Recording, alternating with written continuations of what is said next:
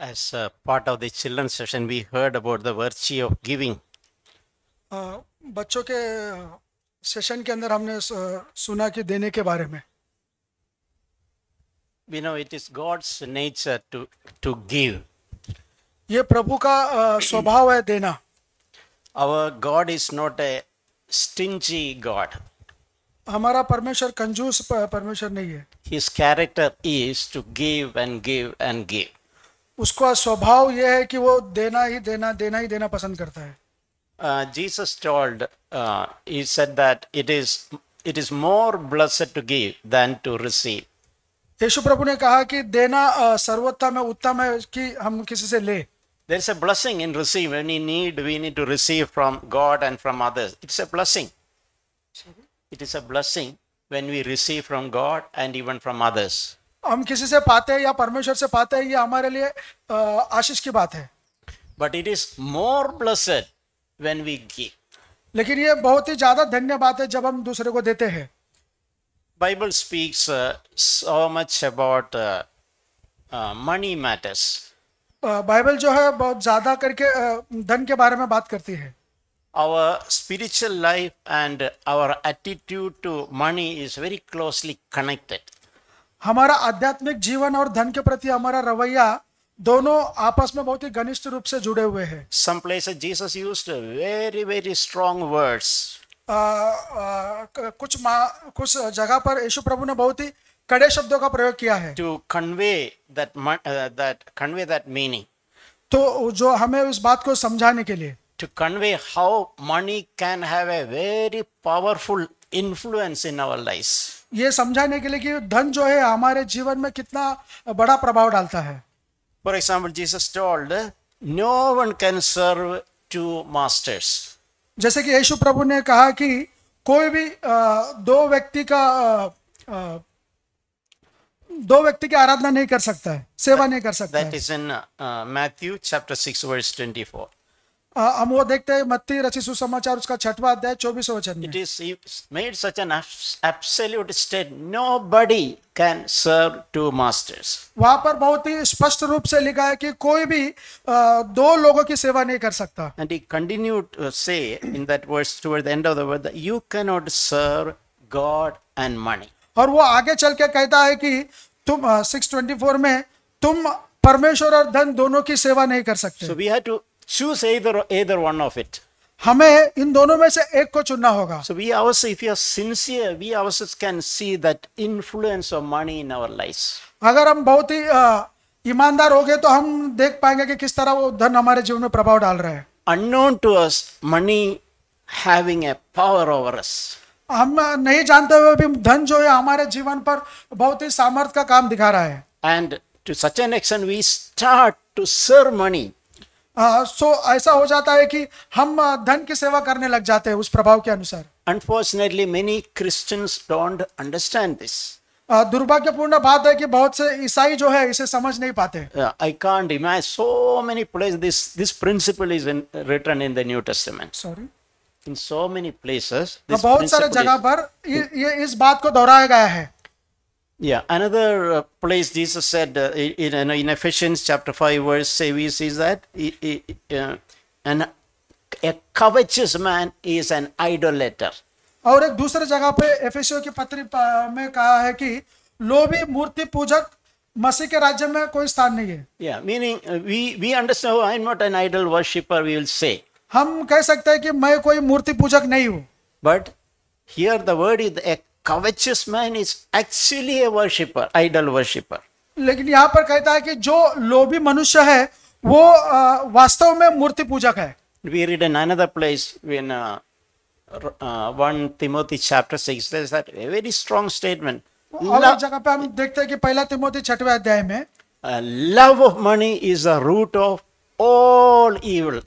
वहां पर कहता है कि जो धन का जो लोभ है, लालच है, वो सारे बुराई का जड़ है. It's very hard for us to understand. I find it very hard to understand. ये समझना बहुत ही कठिन है हमारे, और ये मुझे समझने में बहुत कठिनाई हुई. How can it be? Love of money is the root of all evil. ये कैसे हो सकता है? धन का जो प्रेम है ये सारी बुराई का जड़ है. I don't understand it, but I believe in the word of God. मैं समझ नहीं सकता, लेकिन मैं परमेश्वर के वचन में इसे समझ सकता हूँ, When I- मैं विश्वास करता हूँ। When I love money, unknown to me, all the evil will follow. That is the meaning. Sorry, When I love money, जब मैं धन से प्रेम करता हूँ, unknown to me, all the evil will follow. मुझे नहीं, मैं नहीं जानते हुए भी सारे बुराइयां जो है वो मेरे ऊपर आ जाती है। This is the theme when I was considering what to share today.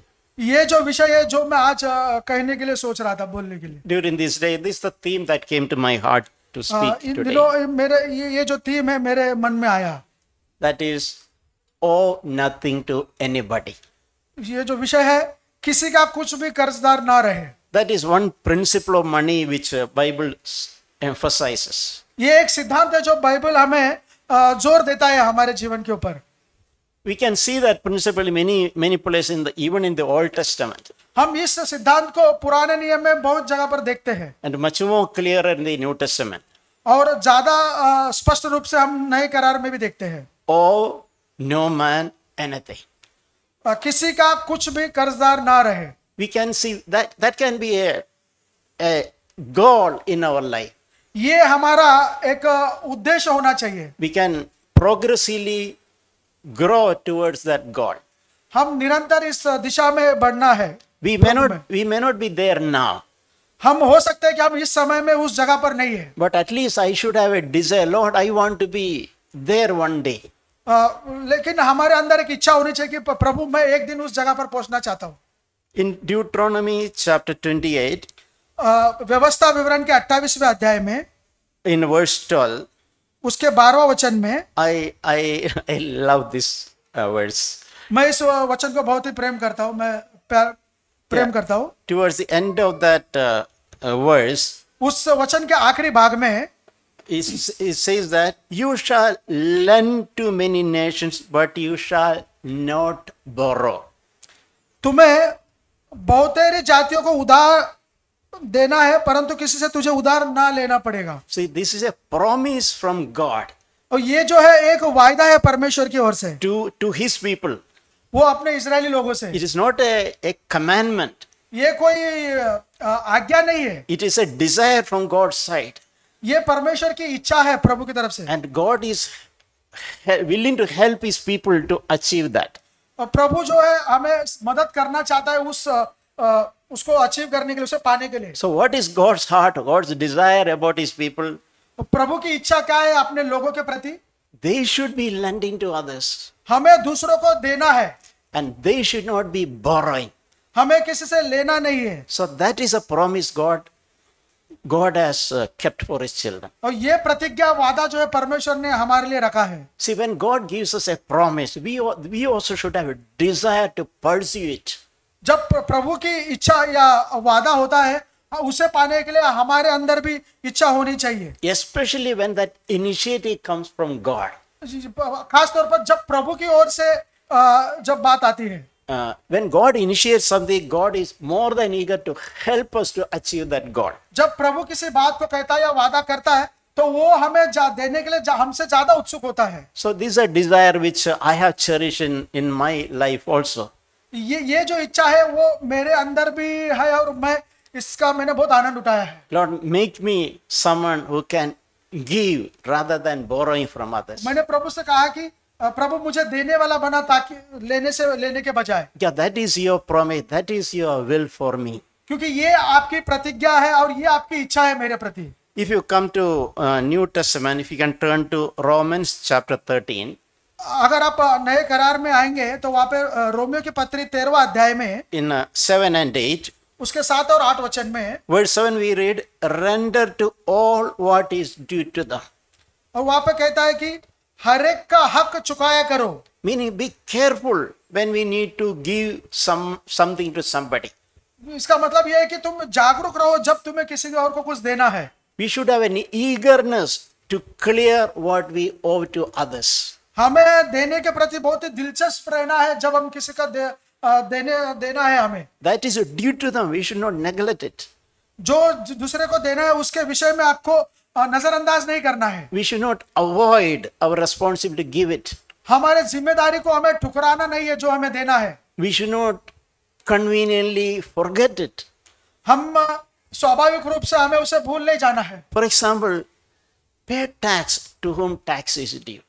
एक उदाहरण के लिए अगर हमें अगर टैक्स देना है तो हमें उसे चुकाना है। Such a clear statement that whatever is rightfully we need to give as tax, we should happily give it. कितना स्पष्ट वचन है, अगर किसी को हमें टैक्स देना है तो वो हमें उसे देना है। We can use all the legitimate ways of saving tax, nothing wrong in it.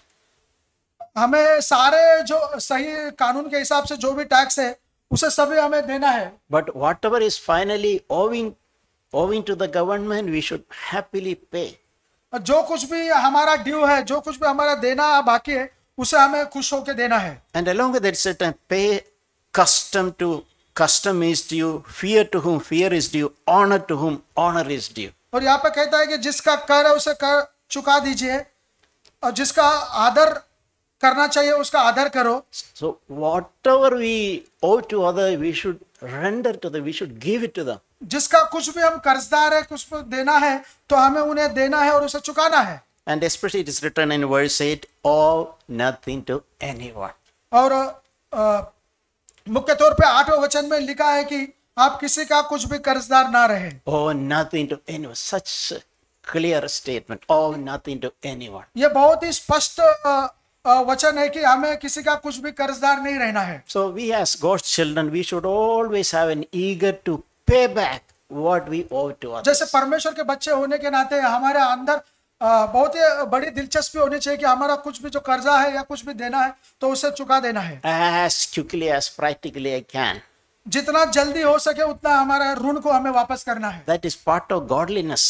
ये परमेश्वरत्व का एक अंग है। When we have that desire, God will help us. जब इच्छा हमारे अंदर ये होगी तो प्रभु हमारी सहायता करेगा। And we should never miss that ambition in our life. और कभी हमें इस उद्देश्य को हमें चुकना नहीं है। There is an interesting verse in Psalm 37 verse 21. एक अद्भुत वचन है भजन संहिता उसके 37वें अध्याय में और उसके 21वें वचन में। It says that the wicked borrows and does not pay back. और एक दुष्ट जो है ऋण लेता कर्जा लेता है और भरता नहीं। Meaning, someone who borrows but neglect to pay back, he is described as wicked, a wicked person. जो कोई व्यक्ति कर्जा लेता है और वो उसे नजरअंदाज करता है भरने के लिए, उसके विषय में लिखा है कि वो दुष्ट है। So the Lord wanted to teach his people the importance of paying. If you are not paying back carefully, you are a wicked person. That is how it is expressed. प्रभु हमें सिखाना चाहता है अपने लोगों को कि तुमने किसी से लिया है, तुम उसे चुका नहीं रहे हो, ये एक दुष्टता है। Some years back, there is an Old Testament passage when I was reading, the Lord was speaking so clear to me this principle. कुछ सालों पहले जब मैं इस विषय में प्रार्थना कर रहा था, प्रभु मुझे सिखा करके, तो बहुत ही स्पष्ट रूप से परमेश्वर ने मुझसे बातें की। In the book of 2 Kings chapter 4, दूसरा राजा उसके 4वें अध्याय में, here we read about a widow. वहां पर हम एक A widow. विधवा और स्त्री के बारे में हम देखते हैं। Her husband passed away, जिसका पति गुजर गया है, and she realized that her husband left a lot of debts, lot of money he was owing to और others. वो देखते हैं कि उसके पति ने बहुत सारे कर्जा किए हैं And she has no means to clear her husband's debt. और उसके पास कर्जा चुकाने के लिए कुछ भी नहीं था।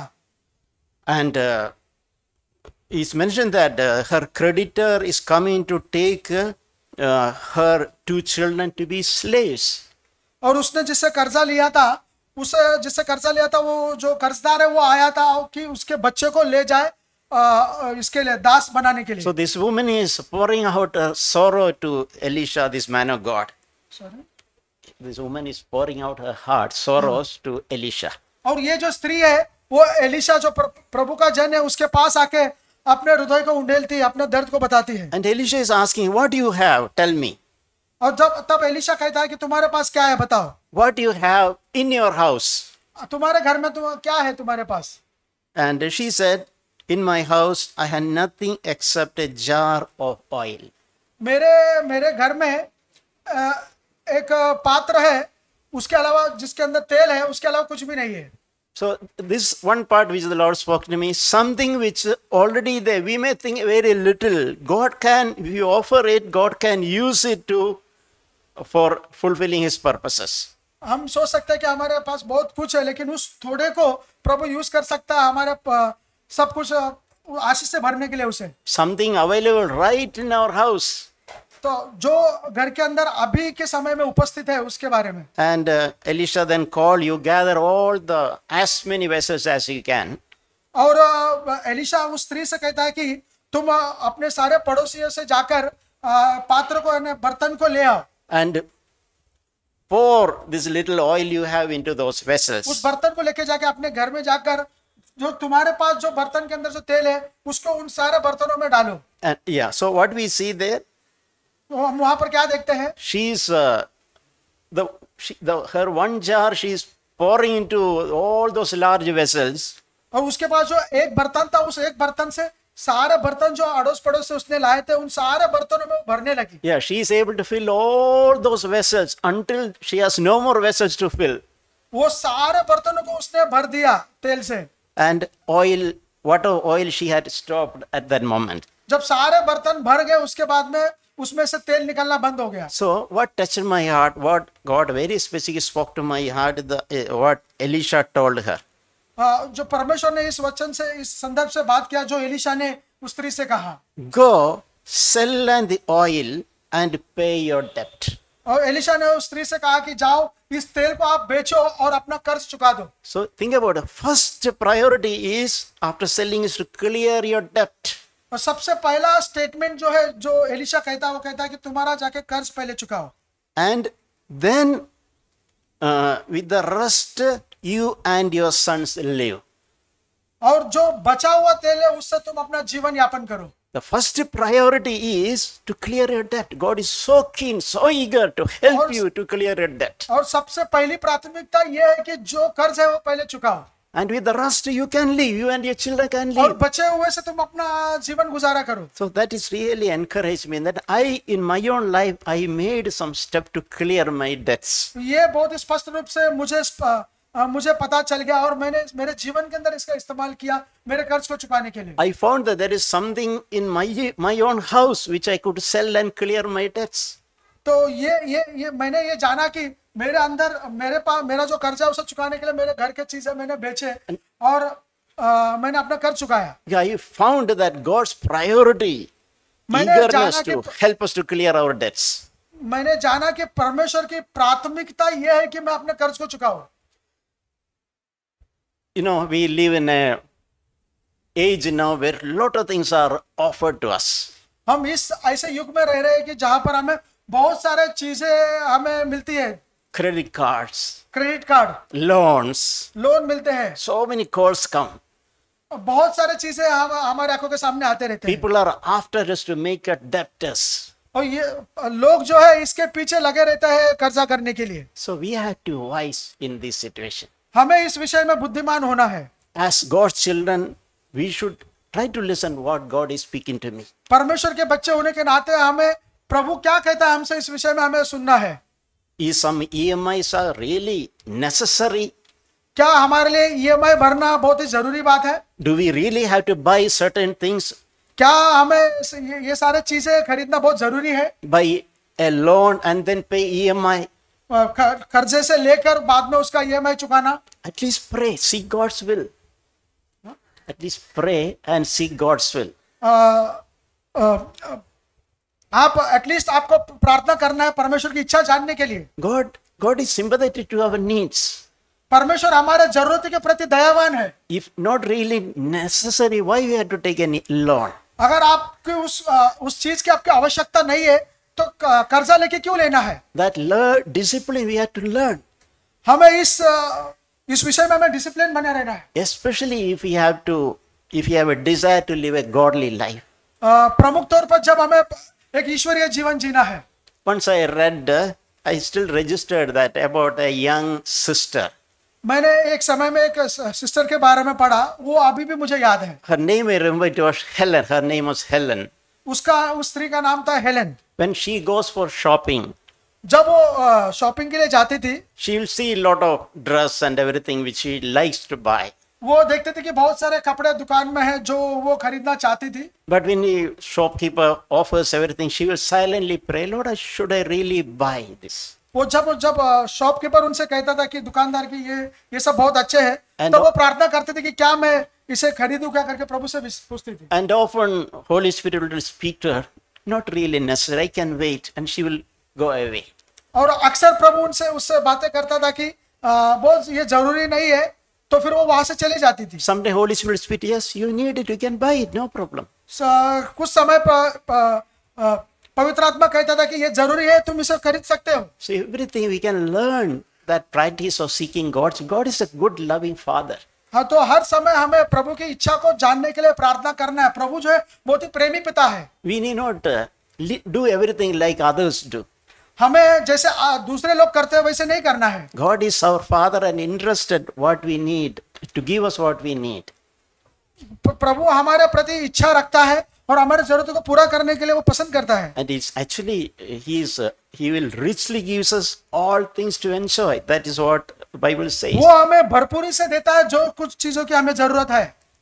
And I want to always also mention about credit card usage. मैं क्रेडिट कार्ड यूसेज के बारे में उसके बारे में बात करना चाहता हूँ। I have seen some believers who are distressed at the verge of a mental breakdown because of the credit card loans. I have seen some young people. मैंने कुछ जवान लोगों को देखा है, their credit card loans accumulated. उनका जो credit card का जो लोन है बहुत ही जमा हो गया है। And they understand now I cannot pay it back. और वो तब उन्हें उन्हें पड़ा कि अब हम इसे रिपे नहीं कर सकते। And they reach a situation of distress. और वो ऐसे संभावना में गिर गए हैं कि बहुत ही मानसिक संतुलन उनका बिगड़ गया है। I have no hope. How will I come out of it? मैं इससे कैसे बाहर आऊं? We should not. It's very sad. We should not reach that situation. ये बहुत ही गंभीर बात है, दुखपूर्ण बात है। हमें ऐसे मौके में हमें नहीं आना है। Be disciplined in if you really want to use credit card. हमें बहुत ही अनुशासित होना है, हमें क्रेडिट कार्ड का अगर यूसेज करना है। If you have no ability to be, if we are not disciplined, better not to use it.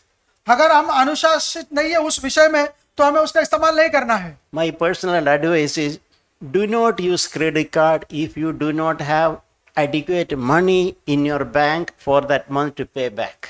अगर मेरा एक सुझाव है कि अगर आपके पास उस क्रेडिट कार्ड का बिल भरने के लिए उतना पर्याप्त पैसा अगर आपके बैंक अकाउंट में नहीं है तो आप उस क्रेडिट कार्ड का इस्तेमाल ना करें। So we can avoid many heartaches if you try to live as per God's principles. अगर हम बहुत सारे दुख भरी दास्तां को हम बचा सकते हैं अगर हम परमेश्वर की इच्छा को जाने। God's word is to help us, to bless us. परमेश्वर की इच्छा है कि वो हमारी मदद करे और हमें आशीष दे। God's ways are good for us. परमेश्वर का जो रास्ते हैं वो हमारे लिए बहुत ही अच्छे हैं। God's word is given to us to help us. परमेश्वर का वचन हमें दिया है कि हमारी मदद करे। When you try to live by God's principle, we will become happier people. जब हम परमेश्वर के सिद्धांतों का हम इस्तेमाल करते हैं, उस सिद्धांत पर जीते हैं तो हम बहुत ही आनंदपूर्ण तरीके से जी सकते हैं। See, one principle which the Lord taught me is to, I'm really grateful for this, to learn to live within my financial circle. एक बात जो है प्रभु ने मुझे सिखाया है कि हमारे जो आमदनी है उस आमदनी के भीतर रहना, जो प्रभु ने मुझे सिखाया है। There was a period when my income was very limited. I had to be really careful to reach the end of the month. एक समय ऐसा था कि मेरा जो आमदनी है, जो आय है, इनकम जो है बहुत ही कम था और मुझे बहुत ही जागरूक होना पड़ता था मुझे पूरे महीने को गुजारने के लिए, अपने मंथ के लिए विशेष। But the Lord gave that principle graciously to learn to live within your income. प्रभु ने मुझे बहुत ही कृपा करते हुए मुझे उस सिद्धांत को सिखाया ताकि मैं अपने जीवन को सही यापन कर सकूं। That really helped me. उसने मेरी बहुत ही मदद की है। We all have a kind of unseen circle God has kept around, a financial circle. हम सबके हम सबके राउंड में परमेश्वर ने एक चक्र को रखा है जो दिखाई नहीं देता है। It may be sometime a little small, sometime a little big. हो सकता है वो कुछ समय में छोटा हो सकता है और कुछ समय बड़ा हो सकता है। But we have to accept it. If you really fear God, we should accept that circle. हमें उस चक्र को, हमें हमारे जो सर्कल है उसे हमें स्वीकार करना है। God in His wisdom allowed me this constraint. परमेश्वर ने अपनी बुद्धिमत्ता के अनुसार उसने हमें उस सर्कल को दिया है। Better I learn to live within that. हाँ, ये अच्छा होगा कि हमें उस बाउंड्री के अंदर रहना है। That will bring us much relief. ये हमारे लिए बहुत ही चैन की सांस लेकर आएगा। For example, avoid buying things which is not urgent. और हमें नकारना है जो हमें जरूरत की चीज, आवश्यकता नहीं है जिस चीजों के उसे खरीदने के लिए। Just because we something in our neighbor or some brother sister, don't go and buy that for us also. सिर्फ ये बात कि हमारे बाजू वाले के पास है या हमारे ब्रदर सिस्टर के पास ये सारे चीजें है, इसके लिए जाके हमें वो खरीदना नहीं है। Even if you have money, it's better to seek God. Sorry, Even if you have money, seek God. अगर आपके पास पैसा हो तो भी आपको परमेश्वर से पूछना है कि क्या मुझे वो खरीदना जरूर चाहिए। If you do not have money, never think of buying it. अगर आपके पास पैसा नहीं है तो आप कभी ना सोचे कि हम उसे खरीदे। Now, Bible says it is foolish people who will compare with others. Bible कहता है कि मूर्ख लोग जो है वो दूसरे के साथ अपनी तुलना करते हैं। What they have, I also want. जो उनके पास है वो भी मेरे पास होना चाहिए। That is a very unhealthy comparison. ये जो है एक गलत तुलना हो सकती है। One very important godly principle is to learn to be content in what God has given us. परमेश्वर का सिद्धांत यह है कि जो परमेश्वर ने दिया है उसमें संतुष्ट रहना। I was really excited sometime holding on to that principle. Sorry, मैं बहुत ही उत्सुक हूँ Yeah. उस सिद्धांत को पकड़े रहने के लिए। What a wonderful principle. I learned to be content with what God has given now. जो परमेश्वर ने मुझे दिया है उसके अंदर संतुष्ट रहने के लिए मैं जकड़े रहना चाहता हूँ। We read a verse in Hebrews chapter 13. इब्रानियों की पत्री उसका 13वां अध्याय में हम देखते हैं।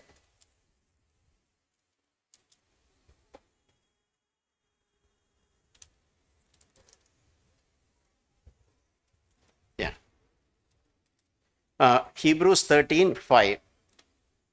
इब्रू 13 के 5 वचन में इस तरह कहता है, Make sure that your character is free from the love of money, being content with what you have. तुम्हारा स्वभाव लोभ रहित हो और जो तुम्हारे पास है उसी पर संतोष करो। On one side, we should work that our character is free from the love of money.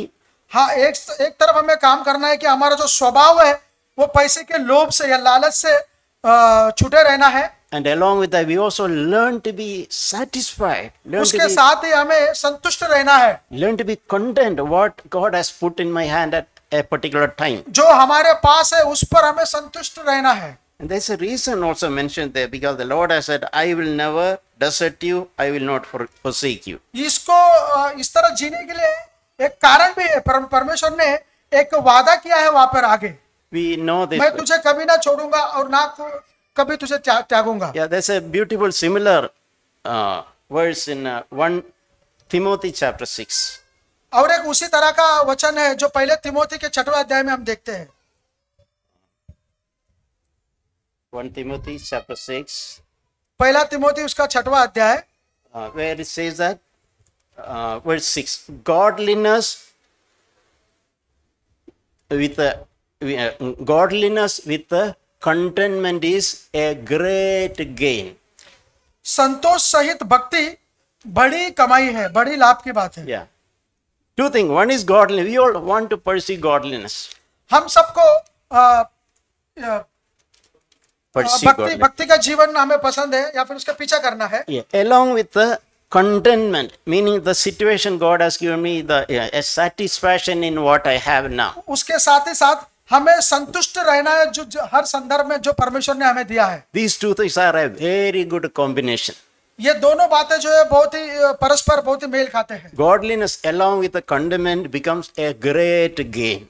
भक्ति, श्रद्धा और साथ में संतुष्ट रहना, ये दोनों बहुत ही बड़ी कमाई है। So may God really help us, dear brothers and sisters, भाइयों बहनों, प्रभु हम सबको सहायता करे इस विषय में, to pursue this path.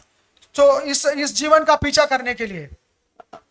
If we can turn to Philippians chapter 4, अगर हम फिलिपियों के 4 अध्याय को अगर हम निकाले हैं, verses 11 to 13, उसका 4 अध्याय का 11 से 13, Paul is talking about the same subject. पौलुस जो उस सेम विषय पर बात करता है। Verse 11, he says that I have learned to be content in whatever circumstances that I am in. मैंने ये सीखा है कि जिस दशा में हूँ उसी में संतोष करूं। Yeah, and then he's saying, I know how to get along with the humble means. मुझे पता है कि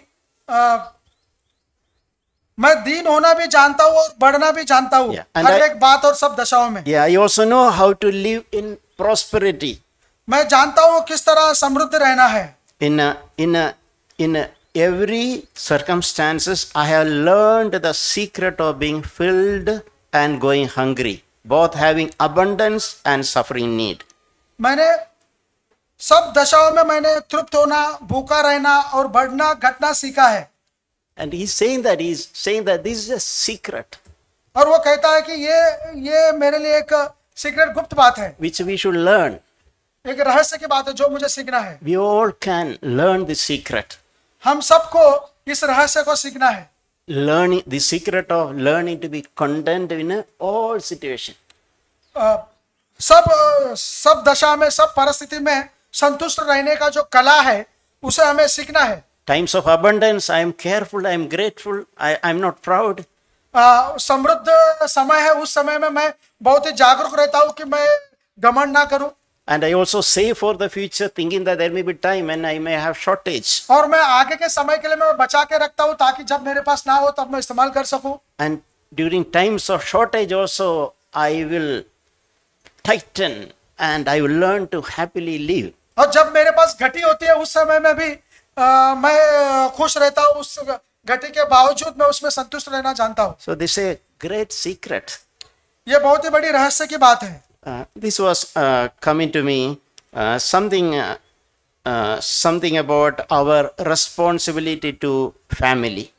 और एक बात जो मुझे आई मेरे मन में वो है परिवार के प्रति हमारी जिम्मेदारी। In 1 Timothy chapter 5 verse 8, पहला तिमोथी उसका 5वां अध्याय का 8वें वचन में says that if anyone does not provide for his own and especially for those of his household, he has denied the faith and worse than an unbeliever. यदि कोई अपनों की और निज करके अपने घराने की चिंता ना करे तो वह विश्वास से मुकर गया है और अविश्वासी से भी बुरा बन गया है। Now I think about young people especially. मैं सोचता हूँ कि जवान लोगों के बारे में specially. I always gratefully remember how my parents struggled to give me an education. मैं इस विषय को जानता हूँ कि जिस समय में मैं पढ़ रहा था मेरे जो पेरेंट्स है वो कितना कड़ी परिश्रम कर रहे थे, फिर कितना परिश्रम उठा रहे थे मुझे पढ़ाने के लिए। They'll hide many of their pains. They'll not share with children. बहुत सारे बातें उन्होंने छुपा के रखी और मुझे नहीं बताई या बच्चों को नहीं बताई। Their own urgent need they'll postpone. उन्होंने अपने खुद के जरूरतों को उन्होंने पोस्टपोन किया। They'll say things like, I'm not hungry today. और वो ऐसे समय पे है कि उन्होंने कहा कि हम अभी भूखे नहीं है। Even though sometimes their dress is torn, they'll say, I have enough, they'll say. और ऐसा होने के बावजूद कि उनके कपड़े फटे थे फिर भी उन्हें वो कहते थे कि मैं हमारे पास पर्याप्त कपड़े हैं। All because of their love for their children. ये सारे बातें क्योंकि वो अपने बच्चों से प्रेम करते हैं। So when the children, when they grow and educate, when we get good jobs, so जवान जो है जब वो बढ़ जाते हैं और अच्छी नौकरी पाते हैं, जब अच्छी तनख्वाह पाते हैं, we have a responsibility towards our parents. उस समय पेरेंट्स के प्रति हमारी जिम्मेदारी है, माता पिता के प्रति। Never forget that. वो हमें कभी नहीं भूलना है। God will मदद करने। honor us if you go as best as we can, help to relieve the pressure on parents. परमेश्वर हमें आशीष देगा अगर हम जितना हो सके उतना हमारे माता पिता की हम मदद करेंगे। Seriously, if you don't do that, you are worse than an unbeliever.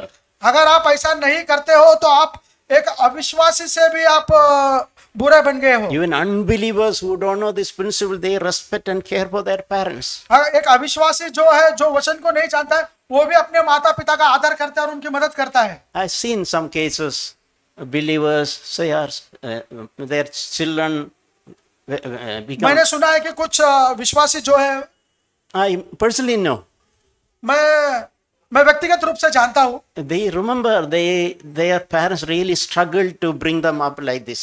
मैं कुछ विश्वासियों को जानता हूँ पर्सनल, व्यक्तिगत रूप से, जो वो याद रखते हैं कि उनके माता पिता ने कितना परिश्रम उठाया है उन्हें पढ़ाने And लिखाने, still parents are struggling to meet their needs. और वो अभी भी अपने जरूरतों को पूरा करने के लिए माता पिता जो है बहुत ही परिश्रम उठा रहे हैं, बहुत ही तकलीफ का सामना कर रहे हैं। But tendency to forget all those, not reaching out and helping.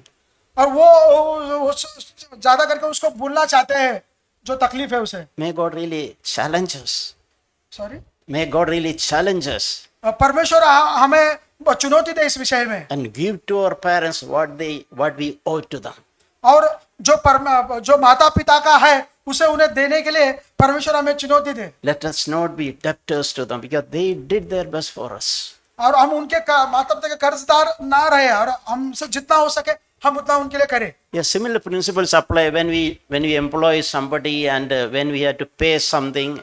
Don't cut or give what is due to them. और उसी तरह का एक सिद्धांत है, जो हम किसी को अपने घर में काम के लिए रखते हैं तो जो उनका है हमें उन्हें देना चाहिए। Somebody who is helping us at home, don't try to put pressure on them. Give liberally to them, pay them liberally. जो हमारे घर में काम करते हैं उन्हें हमें ज्यादा तनाव नहीं देना, उन्हें ज्यादा स्ट्रेस में नहीं डालना है काम के प्रति, उन्हें हमें स्वतंत्रता देना है उसे काम करने के लिए, उन्हें हमें उनकी मजदूरी देनी है उन्हें। Otherwise their cries will reach the Lord. ऐसा नहीं करेंगे तो उनका जो रोना है वो परमेश्वर तक पहुंचेगा। So I'll close with one interesting incident written in Genesis. मैं समाप्त करता हूँ एक दिलचस्प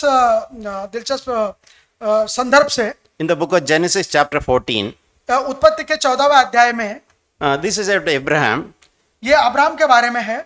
When some kings came and stolen Lot, his family, and along with many other kings in the surrounding area. कुछ राजा आए, sorry, The king came and took all of them away.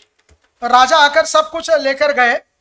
So God empowered Abraham to go after them and fight against them and recover all that was lost.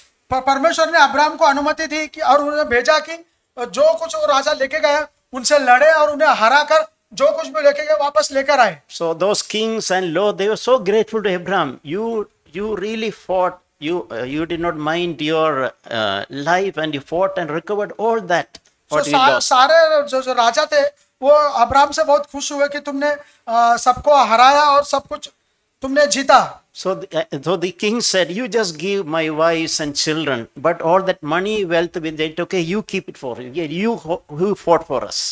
तो वो राजा कहने लगे Abraham से कि तुम खाली हमें जो लोग हैं और प्राणियां हैं वो हमें दे दो और बाकी सब चीजें तुम लेके जाओ। हारने के बाद वो कहने लगे ऐसा। If Abraham had taken it, nothing was wrong in it. अगर अब्राहम वो चीजें लेता था तो उसमें कोई गलत नहीं था। Abraham did not ask for it, they offered to him. Abraham ने वो सारी चीजें पूछे नहीं, बल्कि उन्होंने खुद कहा। But what was Abraham's noble response? लेकिन अब्राहम की इसके प्रति प्रतिक्रिया क्या थी? We read that in Genesis 14, 22 and 23. उत्पत्ति का 14वां अध्याय के 23वें वचन में हम देखते हैं, I have sworn to the Lord God Most High, possessor of heaven and earth. मैं ये शपथ खाता हूं कि जो कुछ परम प्रधान ईश्वर यहोवा जो आकाश और पृथ्वी का अधिकारी है, उसकी मैं शपथ खाता हूं कि जो कुछ तेरा है उसमें से ना तो मैं एक सूत और ना एक जूती का बंधन ना कोई वस्तु लूंगा। First of all, Abraham understood God is the possessor of heaven and he is my father, heavenly father. सबसे प्रथम बात यह है कि अब्राहम ने ये जाना कि परमेश्वर यहोवा जो है वो आकाश और पृथ्वी का अधिकारी है। And he told, I will not take even the least of thing, a shoelace, not even shoe, lace which is used to tie shoe, even that I will not touch, I don't need it. Abraham कहता है कि सबसे जो छोटी चीज है, जो एक जूते का जो फीता होता है, उसको भी मैं नहीं लूंगा, लेस को भी मैं नहीं लूंगा करके वो कहता है। I will not take anything that belongs to you. और वो कहता है कि जो कुछ भी तुम्हारा है उसमें से मैं एक छोटी से छोटी चीज भी मैं नहीं लूंगा। Because I don't want to give you an opportunity to tell you later that I have made Abraham rich. मैं तुम्हें ये मौका नहीं देना चाहता हूं कि तुम आगे चलकर कहो कि मैंने अब्राहम को धनी बनाया है। So let God really help us in this area. तो प्रभु हमारी सहायता करे इस विषय में। As I mentioned in the beginning, there's a lot of close connection with our attitude towards money and our spiritual life. जैसा कि मैंने कहा कि हमारा आध्यात्मिक जीवन और धन के प्रति रवैये में बहुत ही आपस में बहुत ही घनिष्ठ रूप से संबंध है। If you correct our attitude, dealings in money matters, we will grow spiritually faster. अगर आप धन के प्रति अपने रवैये को अगर आप सही करोगे तो आप आध्यात्मिक रूप से आप बढ़ते जाओगे। Especially let us live by that godly principle, owe no man anything. प्रमुख तौर पे हम सब इस सिद्धांत का पीछा करें जो है कि किसी का कुछ भी कर्जदार ना रहे। It is more blessed to give than to receive. ये बहुत ही धन्य बात है कि हम दे बल्कि ना ले। God wants to lend, not borrow.